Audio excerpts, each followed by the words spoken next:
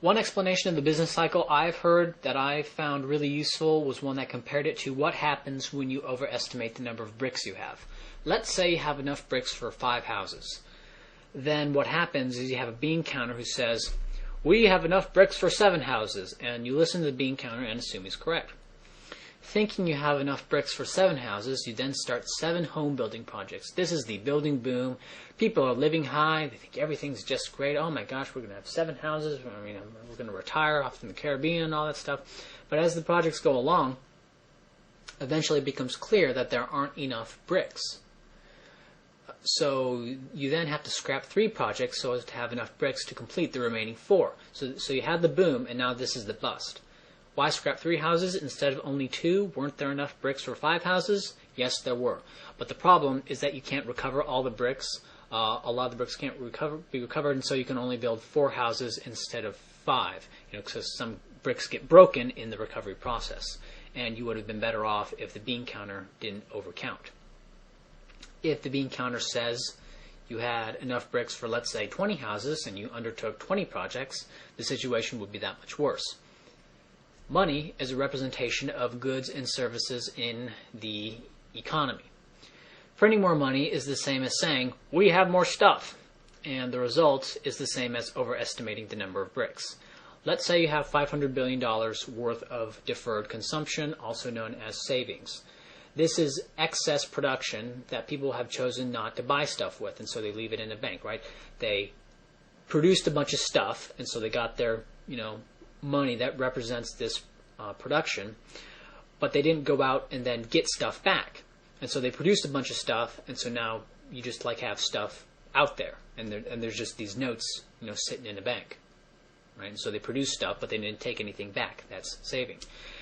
And given all of the possible lending possibilities and what is a typical return on investment versus the $500 billion in the bank, the interest rate is at 5%. That is, if your business venture won't return 5%, the bank won't lend you any money because you can easily get 5% from other people. And if your business venture isn't returning 5% on the loan, isn't paying off the loan, then the bank will call in your loan because there are other people who can earn 5%.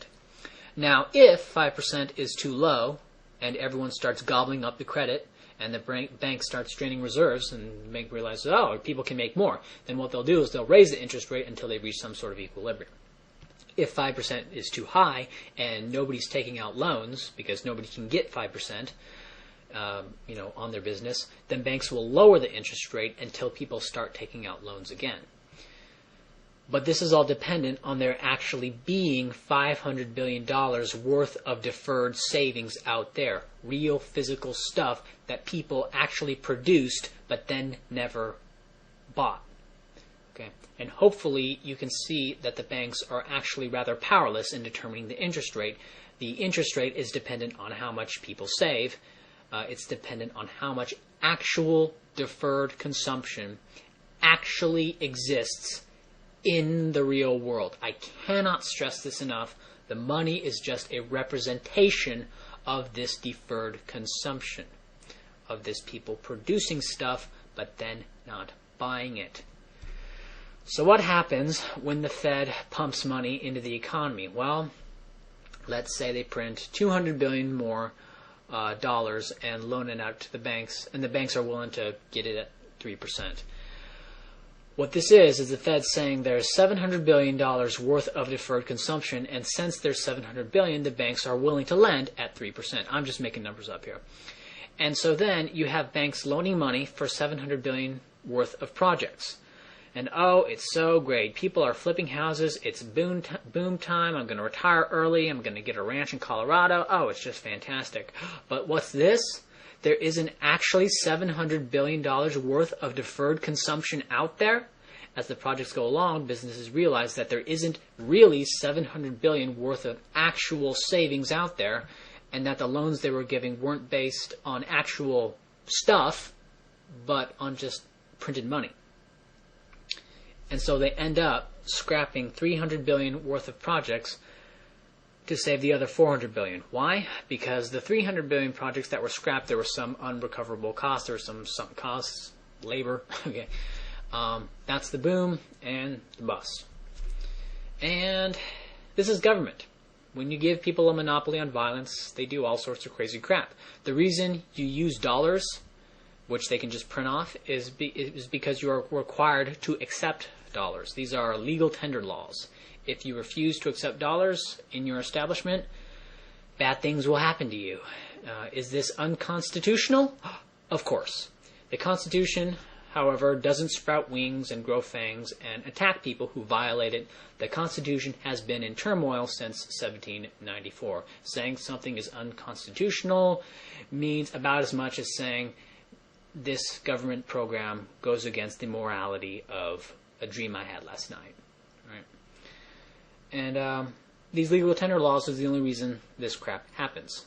And expanding the money supply cannot expand the economy any more than claiming you have more bricks will result in you actually having more bricks. It will result in inflated expectations and the boom and bust with a net loss in the end because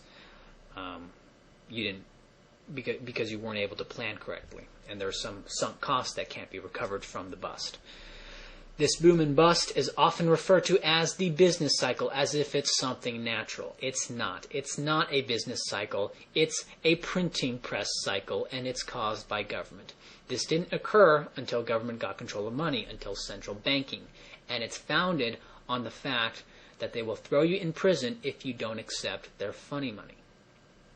And what burns me up is that this business cycle is cited as a reason we must have government regulation. Right? That the governments are wild, and so we have to have regulation. It's like the parent who poisons her child's food and then cares for the child when he's sick, which makes the child think it needs mommy. Right? And so the government poisons our economy and then claims this is another reason why we need it.